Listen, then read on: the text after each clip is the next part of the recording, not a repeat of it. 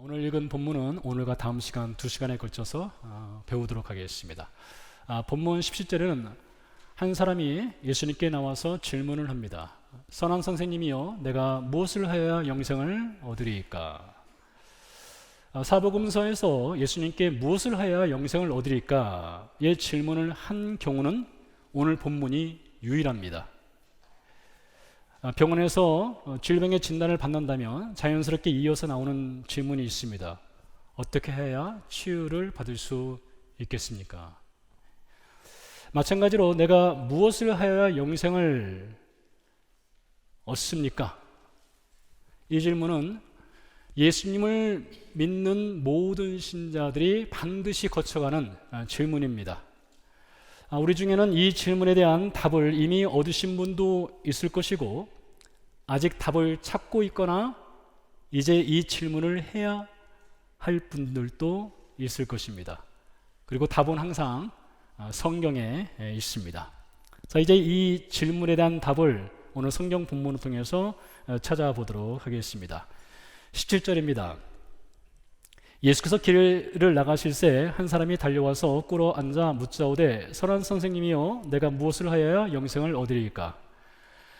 요단강 동편에서 말씀을 전하신 예수님은 이제 예루살렘으로 올라가기 위해 요단강을 건너가십니다. 요단강 서편에는 여리고가 있고요, 여리고에서 길을 따라 약 15마일 정도 올라가면 예루살렘이 있지요. 예수님께서 길을 나섰습니다. 이때 한 사람이 달려나와 무릎을 꿇었습니다.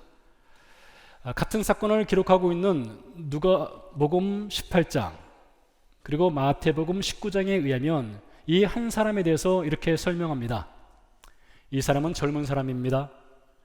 이 사람은 재물이 많은 사람입니다. 보통 재물이 많은 것이 아니라 큰 부자라고 기록하고 있습니다. 게다가 이 사람은 관원입니다. 관원이라면 나란 일을 하는 정치인이나 공무원 혹은 회당에서 상당한 역할을 하는 리더입니다. 즉 그는 공적 권력이 있는 사람입니다. 이렇게 젊고 부자이고 권력이 있는 관원이 예수님께 달려나와 무릎을 꿇었습니다. 이런 장면은 사실 성경에서 흔히 볼 수 있는 장면은 아닙니다. 성경시대 당시 성인 남자가 다름질을 하는 것은 채통을 지키지 못하는 것으로 전통적으로 여겼습니다. 우리나라에서도 옛날에 선비가 팔자걸음을 걷는 것이 채통을 지키는 것이고, 느린 거북이 걸음으로 걷는 것이 채통을 지키는 것처럼 유대 전통도 마찬가지였던 것이죠.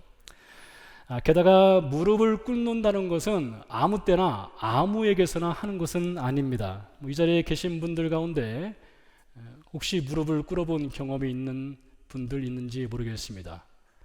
남자분들은 꿇어봤을 가능성이 많습니다. 혹시 프로포즈 생각한다면 그거 아닙니다. 아내 몰래 물건 샀다가 들켜가지고 혼나거나 그때 무릎 꿇고 두 손 들고 용서를 비는 그런 경우는 있을 수 있겠죠. 근데 성경시대 당시 이렇게 무릎을 꿇는 경우는 흔하지 않습니다. 게다가 이 사람은 예수님께 그의 전생에 있어서 어쩌면 가장 중요한 질문이라고 할 수 있는 것을 하였습니다. 선한 선생님, 내가 무엇을 하여야 영생을 얻겠습니까? 부자의 질문을 받은 예수님은 율법의 계명, 10계명의 일부를 말씀해 주셨습니다. 살인하지 말라, 간음하지 말라, 도둑질하지 말라, 거짓 증언하지 말라, 속여 빼앗지 말라, 네 부모를 공경하라. 그러자 그가 답을 하죠. 20절입니다. 그가 여짜오되, 선생님이여, 이것은 내가 어려서부터 다 지켰나이다. 유대인이니까 당연한 거겠지만 이 사람은 모태신앙입니다. 태어나면서부터 유대 종교를 갖고 태어난 사람입니다. 어릴 때부터 율법을 철저히 지켜온 신실한 신앙인입니다. 근데 그는 신앙생활에만 신실한 사람이 아니었던 것 같습니다. 그가 말한 대로 그는 거짓말하지 않았습니다. 속여 빼앗지 않았습니다. 그는 성실한 직장인이었다고 볼 수 있죠. 도둑질하지 않았습니다. 그가 쌓아 올린 재산은 깨끗한 재산이었습니다. 깨끗한 재산, 깨끗한 부자였던 것이죠. 근데 그에게는 한 가지 풀 수 없는, 해결할 수 없는 질문이 있었습니다. 그것은 영원한 생명을 어떻게 얻는 것인가의 질문이었습니다. 그리고 그 답을 얻기 위해 예수님께 나온 것입니다. 자, 영원한 생명을 얻는 방법을 얻기 위해 예수님께 나온 것은 정말 잘한 것입니다. 매우 잘한 것입니다. 20세기를 대표하는 철학자 중에 비트겐슈타인이라는 분이 있습니다. 그분의 일화 중에 이런 일이 있었습니다. 어느 날 런던에서 강의를 마치고 두 명의 제자 하딘과 엘리자베스와 함께 런던 기차역 플랫폼에 도착을 하게 됩니다. 그리고 기차를 기다리고 있었습니다. 세 사람 모두가 다 철학자인지라 그 플랫폼에서 기차가 올 때까지 철학적 사고를 가지고 서로 대화를 나누고 있었습니다. 대화에 심취하다 보니까 기차가 도착한 것조차 몰랐습니다.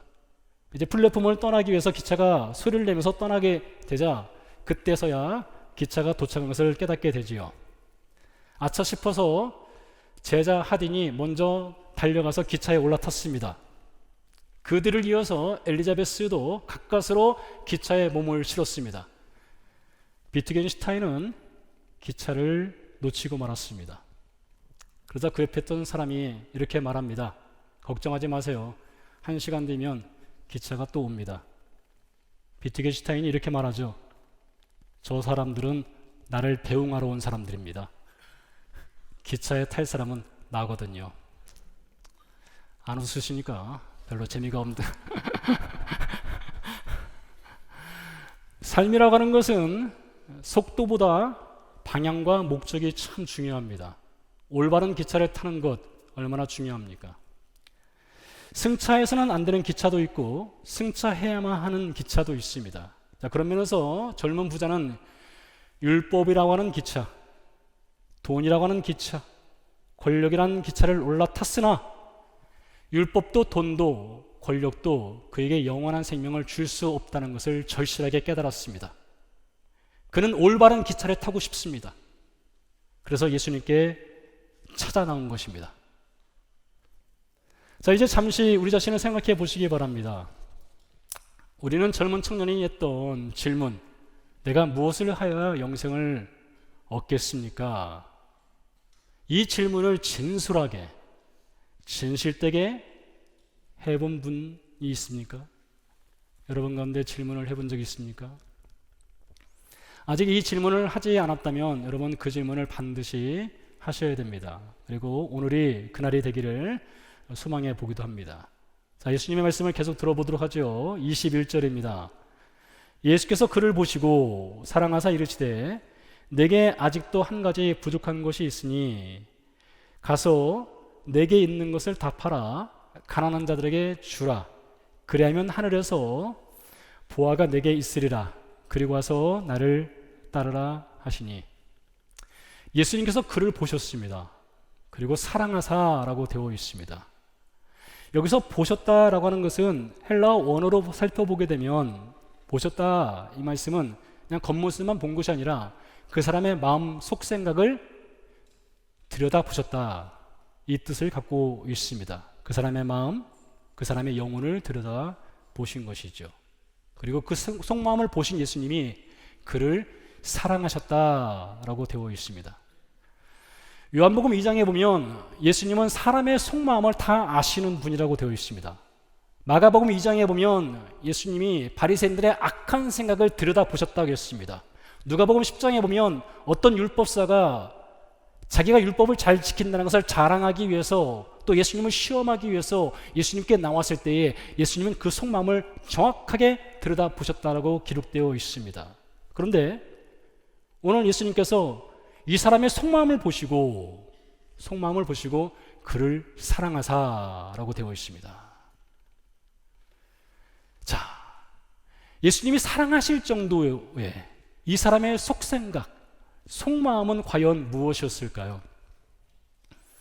만일 이 젊은 부자가 자신이 율법을 얼마나 잘 지키는지를 자랑하기 원해서 예수님께 나왔다면 굳이 달려나오거나 굳이 무릎을 필요까지는 없었을 것입니다. 그렇게 한다고 해서 예수님이 무슨 상을 주겠어요? 무슨 높은 자리를 주겠어요? 무슨 권력을 주겠어요? 예수님은 높은 자리를 주기 위해서 세상에 오시거나 무슨 상을 주기 위해 오신 분은 아니지 않습니까? 예수님의 인정과 칭찬을 받는다고 해서 그가 실제적으로 얻을 수 있는 것은 아무것도 없습니다. 그러니 이 젊은 부자가 달려나와서 무릎을 꿇고 선생님 어떻게 해야 영생을 얻겠습니까? 라고 하는 질문을 한 것은 그 안에 진심이 담겨 있는 것입니다. 거짓 없이 진실되게 어쩌면 절박할 정도로 영원한 생명 얻는 방법을 알고 싶었던 속마음이 있었던 것이죠. 그리고 예수님은 그의 진실된 마음을 보신 겁니다. 그리고 그 진실된 마음 보신 예수님이 그를 사랑하시게 된 겁니다. 예수님께서 그에게 말씀하십니다. 내게 한 가지 부족한 것이 있으니 네 재산을 다 팔아 가난한 자에게 나눠주라. 그리고 너는 나를 따르라. 이게 예수님이 그에게 주신 답변이었습니다. 자, 22절로 넘어가겠습니다. 그 사람이 재물이 많은 고로 이 말씀으로 인하여 슬픈 기색을 띠고 근심하며 가니라. 자, 말씀드린 대로 젊은 부자가 영원한 생명을 얻고자 하는 마음은 분명합니다. 진실되었습니다. 간절합니다. 틀림없습니다. 하지만 재산을 다 팔아 가난한 자에게 나눠주고 너는 나를 따르라. 이 예수님 말씀 앞에서는 선뜻 네 그렇게 하겠습니다 라고 말할 수 없는 것입니다. 결단을 낼 수가 없는 거예요. 그때 비로소 이 젊은 부자는 영생을 얻고자 하는 마음보다 재산을 포기할 수 없는 마음이 훨씬 더 크다는 것을 스스로 자각하게 되는 것입니다. 또 진행하기 전에 한 가지 질문을 또 해보도록 하겠습니다. 오늘 예수님께서 네 재산을 팔아 가난한 자에게 다 나눠주고 너는 나를 따르라 이 말씀을 하였다고 해서 우리가 예수님을 믿는데 혹은 구원받는 데 있어서 필요 조건으로 우리의 재산을 다 팔아야만 구원을 받을 수 있는가, 영생을 얻을 수 있는가 라고 절대 오해해서는 안 됩니다. 그런 말씀이 아닙니다. 잠시 뒤에 그 이유를 살펴보도록 하겠습니다. 우리가 지난 시간에 배웠습니다. 구원이라고 하는 것은 오직 하나님의 은혜로 받는다고 했습니다. 그래서 예를 든 성경 구절이 있죠. 디도서 3장 5절 말씀입니다. 다시 한번 보도록 할게요. 여러분 이 말씀을 꼭 붙잡으시기 바랍니다. 우리를 구원하시되 우리가 행한 바 의로운 행위로 말미암지 아니하고 오직 그의 궁일하심을 따라 중생의 씻음과 성령의 새롭게 하심으로 하셨나니 하였습니다. 자, 이 말씀이 분명하게 가르쳐주고 있습니다. 재산을 판다고 해서 구원을 받는 것도 아니고 율법을 지킨다고 해서 구원을 받는 것도 아닙니다. 왜요? 하나님이 우리를 구원하시는 것은 우리의 행위에 따라서 구원하시는 분이 아니기 때문에 그렇습니다. 오직 그의 긍휼로 우리를 구원하시는 것입니다. 자, 그런데 왜 예수님은 이 젊은 부자에게 네 재산을 다 팔아 가난한 자에게 나눠주고 나를 따르라 이 말씀을 하신 것일까요? 여러분 잘 들어보세요. 예수님은 지금 구원의 조건을 말씀하신 것이 아니라 구원을 받은 사람이, 영원한 생명을 받은 사람이 마땅히 행해야 할 순종의 영광, 순종의 기쁨, 순종의 특권을 말씀하신 것입니다. 과연 예수님을 믿는다는 것이 무엇일까요? 우리는 다 예수님을 믿는다고 말을 합니다. 참 복된 고백입니다. 그렇다면 예수님을 믿는다는 것이 과연 무엇인가? 예수님을 믿는다는 것은 예수님을 나의 구원자로 믿는 것이죠. 그뿐만 아니라 예수님이 내 삶의 주인으로 믿는 것입니다. 사도행전 2장에서 베드로가 이렇게 말합니다. 예수는 주와 그리스도이시다. 즉 예수님이 우리의 삶의 로드, 주님이시라는 거예요. 그리스도, 구원자라고 하는 것입니다. 그래서 예수님을 믿는다는 것은 예수님이 나의 구원자일 뿐만 아니라 그분이 내 삶의 주인이시니 나는 그분 말씀에 순종하겠습니다. 이것이 예수님을 믿는다는 것입니다. 때문에 예수님을 믿는다는 것은 구원과 순종을 따로 떼어놓고 생각할 수가 없습니다. 구원과 순종이라고 하는 것은 동전의 양면이고 손바닥과 손등과 같은 뗄래야 뗄 수 없는 그런 관계인 것이에요. 자, 이것을 구원과 순종을 하나의 패키지로 묶어놓은 성경에 좋은 장면이 하나 있습니다. 로마서 1장입니다. 로마서 1장 2절부터 보도록 하겠습니다. 구원과 순종에 관한 것입니다. 이렇게 기록되어 있습니다. 이 복음은 하나님이 선지자들을 통하여 그의 아들에 관하여 성경에 미리 약속하신 것이라. 자, 여러분들이 혹 누군가로부터 도대체 복음이 무엇입니까? 어떻게 하면 예수님을 믿는 것입니까? 라는 질문을 받는다면 반드시 펴야 할 성경 구절 중에 하나가 로마서 1장 2절부터입니다. 왜 그런가 하면 여기에서 복음을 가르쳐 주기 때문입니다. 자, 복음이 무엇이냐? 복음은 하나님의 아들 예수 그리스도에 관한 것이라고 했습니다. 즉 예수님이 복음이다, 이것이죠. 예수님이 복음이에요. 자, 3절 4절을 보도록 하죠. 그의 아들에 관하여 말하면, 자, 바꿔 말하면 이것입니다. 그의 아들에 관하여, 이것은 즉 복음에 관하여 말하면 이거 똑같은 거예요. 그의 아들에 관하여 말하면 육신으로는 다윗의 혈통에서 나셨고, 자, 복음의 첫 번째 내용이 무엇입니까? 예수님이 사람의 아들로 세상에 오셨다. 다윗의 자손으로 태어나셨다. 좀 어려운 말로는 성육신 하셨다. 인카네이션 하셨다. 이게 복음의 첫 번째 내용입니다. 두 번째로 넘어오면 성결의 영으로는 죽은 자들 가운데서 부활하사. 자, 죽은 자들 가운데서 부활했다는 거 보니까 가로치고 그 앞에 뭐가 있을까요? 죽었다 살아났다는 것이 있죠. 즉 예수님이 십자가에서 죽으셨다는 사건이 있습니다. 왜 죽었습니까? 우리 죄 때문에요. 나를 위해서요. 그 죽은 자 가운데서 부활하사 능력으로 하나님의 아들로 선포되셨으니 곧 우리 주 예수 그리스도시니라. 이게 복음의 ABC예요. 예수님이 세상에 사람의 아들로 오셨다. 그분이 나를 위해서 십자가에서 죽으셨다. 그분이 부활하셨다. 그분이 하나님의 아들이시다. 그분이 그리스도 구원자시다. 그분이 주님이시다. 이게 복음의 ABC라는 것입니다.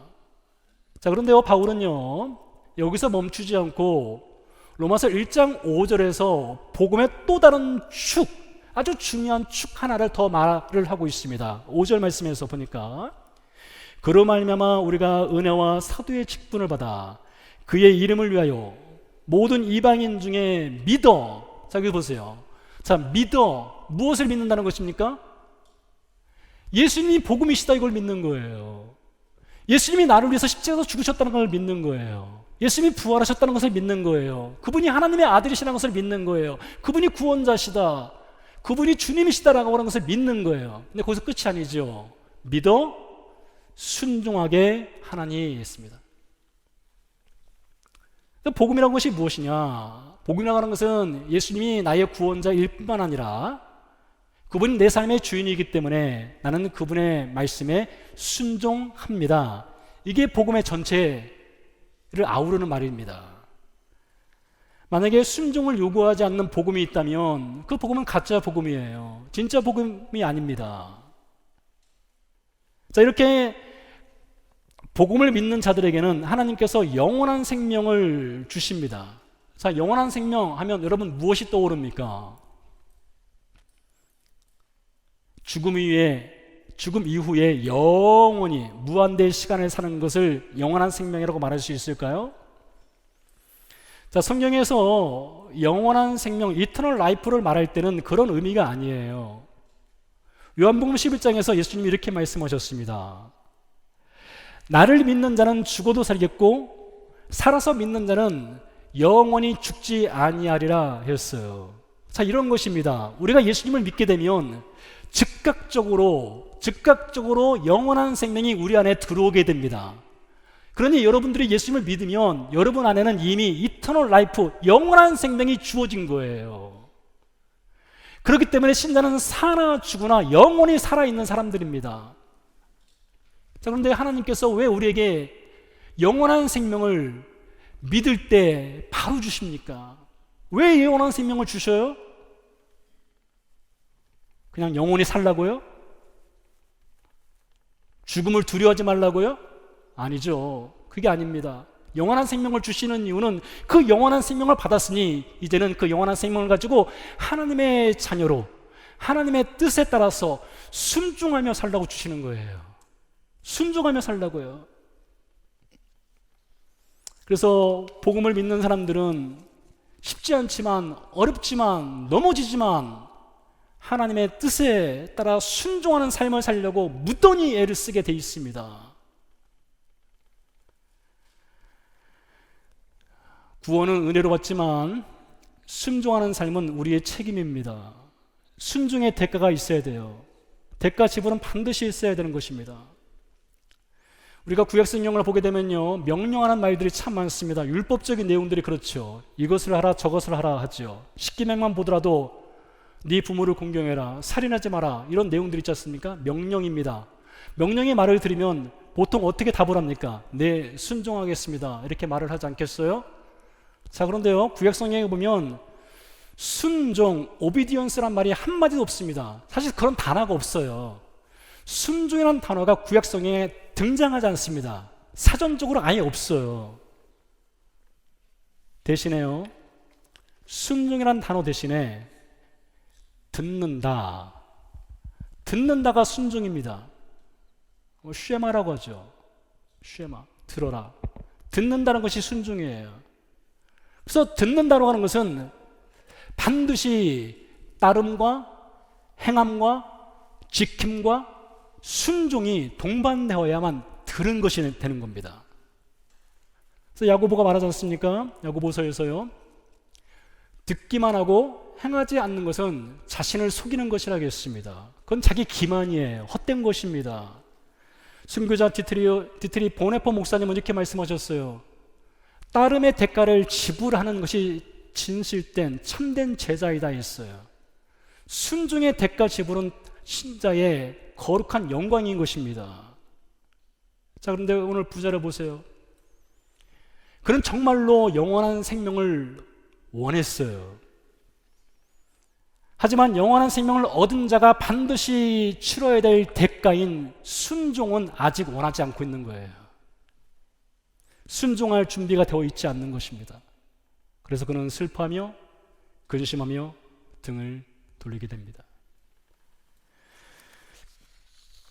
이 젊은 부자가 떠나가는 모습을 보고 예수님께서 제자들에게 말씀하셨습니다. 재물이 있는 자는 하나님 나라에 들어가기가 심히 어렵도다. 제자들이 깜짝 놀라죠. 그래서 다시 말씀합니다. 얘들아, 하나님의 나라에 들어가기가 얼마나 어려운지 낙타가 바늘기로 나가는 것이 부자가 하나님 나라에 들어가는 것보다 쉬우리라 하였습니다. 24절 25절 말씀입니다. 여러분, 그렇다고 해서 이 말씀을 혹 오해해서 부자는 천국 못 간다, 그 말씀이 아닙니다. 돈이 많으면 천국 못 가고 돈이 없으면 천국 간다, 그런 말씀이 아니에요. 우리가 어릴 때 주일학교에서 많이 불렀던 찬양이 있습니다. 복음 중에 복음 외의 찬양이죠. 돈으로도 못 가요, 맘착해도 못 가요, 지식으로도 못 가요, 어여뻐도 못 가요. 어느 나라요? 하나님 나라. 믿음으로 가는 나라, 하나님 나라 아니겠습니까? 다시 말씀드리지만 돈이 많다고 해서 천국 못 가는 거 아닙니다.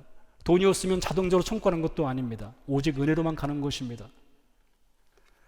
자, 예수님의 말씀을 들은 제자들이 다시 질문을 합니다. 그럼 누가 구원을 얻겠습니까? 여러분, 참 이 분위기가 참 좋습니다.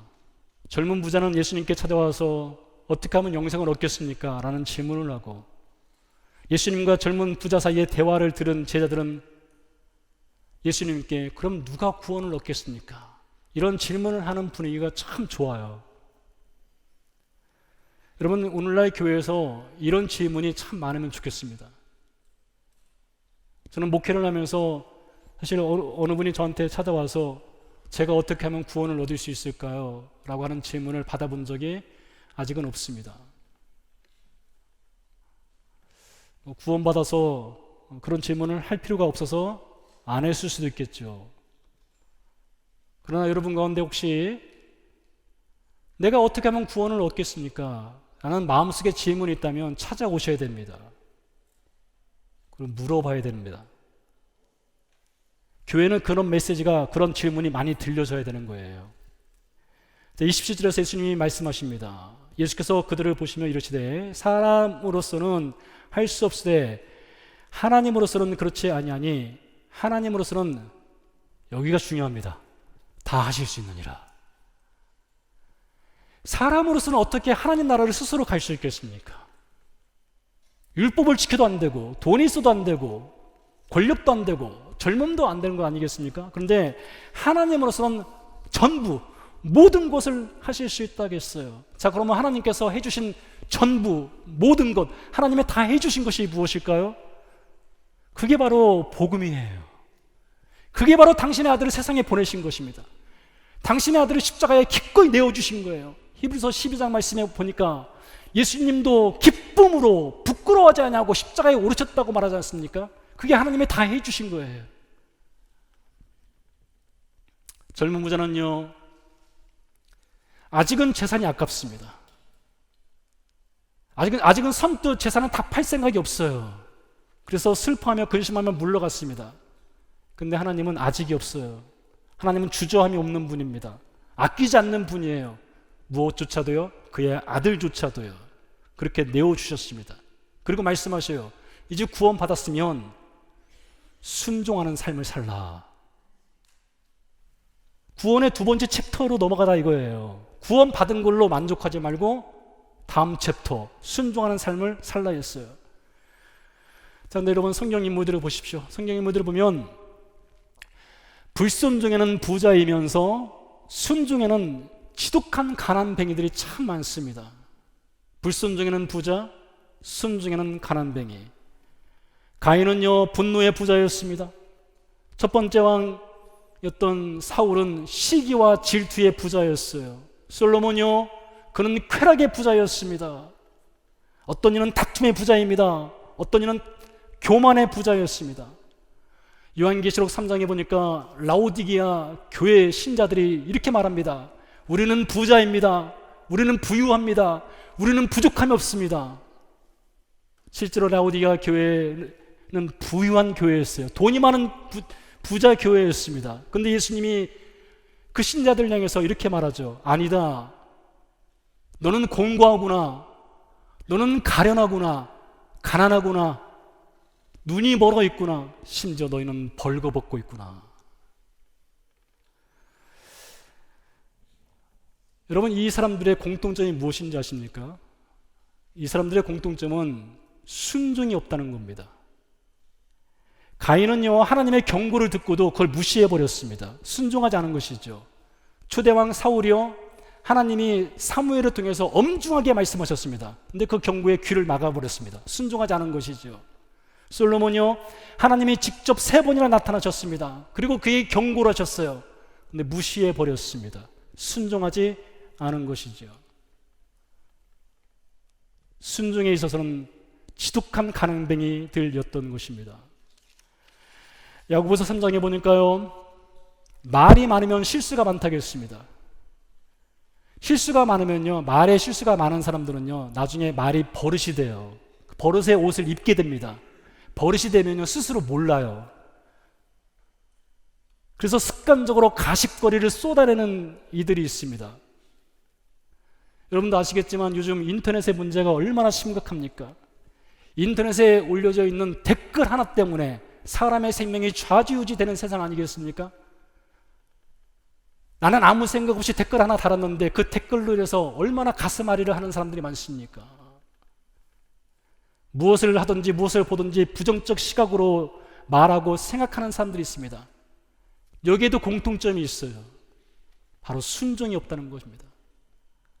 순종의 챕터로 넘어가지 못하는 것입니다. 보통의 경우요, 우리는 이런 사람들과요, 직접 만나서 이건 좀 문제 같은데 충고하거나 조언하는 경우는 사실 흔치 않습니다. 누가 듣기 껄끄러운 말 하고 싶겠습니까? 또 그런 말 또 누가 듣고 싶어 하겠습니까? 우리는 별로 듣고 싶지 않은 말, 그냥 거리를 두면 되지, 뭐 그렇게 하며 살아가는 경우가 많습니다. 그러나 여러분, 잘 들어보세요. 내 인생에 있어서 부족한 한 가지, 어쩌면 내가 순종하지 못하는 것을 채울 수 있는 좋은 기회가 있는데요, 그것은 주일 말씀입니다. 뭐 죄송하게도 주일날 교회 나오면은 별로 듣기 좋은 얘기 하지 않잖아요. 뭐 죄인이다, 뭐 그런 얘기도 하고, 뭐 지난번에 휴가 떠나기 전엔 지옥 간다, 뭐 그런 얘기도 하고 하지 않습니까? 근데 여러분, 이런 기회가 아니면 우리가 어떻게 좀 듣기 껄끄럽더라도 말씀을 듣겠습니까? 죽으나 사나 여러분 한 30-40분은 제 앞에서 이렇게 말을 들어야 되지 않겠습니까? 그래서 주의 말씀을 통해서 이 말은 김 집사가 들으면 좋겠는데, 이 말씀은 박 집사 말인데, 이 말씀은 이 집사 말인데, 최 집사 말인데, 그것이 아니라 이 말씀이 나에게 무엇인가 부족함을 채울 수 있는, 나의 순종하지 못하는 것을 채울 수 있는 말씀이 아닌가? 그렇게 붙잡으면요, 거기서 변화가 일어나는 거예요. 그것이 바로 예수 믿는 사람들의 순종하는 삶의 챕터로 넘어가는 위대한 발걸음이 되는 겁니다. 그날 젊은 부자는요, 어떻게 하면 영원한 생명을 얻을 수 있는가, 이 위대한 질문을 가지고 주 앞에 나왔습니다. 무릎까지 꿇었어요. 그리고 예수님으로부터 말씀을 들었습니다. 너에게 한 가지가 부족하구나. 네 재산을 다 팔아 가난한 자들에게 나눠주고 너는 나를 따르라. 순종을 요구하는 예수님 앞에서 그는 결단할 수가 없었습니다. 당황했겠죠. 재산도 아까웠겠죠. 그래서 슬픔과 근심 중에 등을 들려 떠났습니다. 그런데요, 이 젊은 부자가 슬퍼하고 근심했다고 하는 것은요, 매우 희망적인 사인입니다. 예수님은 그의 가슴에 천둥 같은 강력한 메시지를 심어 놓았어요. 너에게 한 가지가 부족해. 이 메시지를 심어 놓았어요. 그는 근심과 슬픔을 갖고 떠났어요. 그 사람이 어떻게 살았는지 뒤 이야기는 전해져 내려오지 않지만, 바라기는 그가 슬픔과 근심을 예수님께 순종하는 것으로 채우는 그런 사람이 되었으면 얼마나 좋을까라는 바람을 갖고 있습니다. 오늘 우리는 어떻습니까? 내가 무엇을 해야 영생을 얻겠습니까? 이 질문에 대한 답을 갖고 계신 분들, 이 질문을 하고 계신 분들, 그 답은 분명합니다. 우리를 구원하시되 우리의 의로운 행위로 말미암지 아니하고 오직 그의 궁휼하심으로 우리를 구원하셨다. 너무나 분명한 복음의 내용이 있습니다. 근데 여러분, 이 복음의 내용 다음 챕터로 넘어가서 너에게 아직도 한 가지가 부족한 것이 있으니, 여러분, 우리는 그 말에도 귀를 기울여야 됩니다. 은혜에만 귀를 기울일 것이 아니라 나에게 부족한 한 가지가 무엇인가를 찾아야 하는 것이에요. 그리고 영광스러운 순종으로 나가야 하는 것입니다. 하나님이 다 해주셔요. 그러나 순종은 우리의 영광이며 거룩한 책임입니다. 함께 기도하도록 하겠습니다.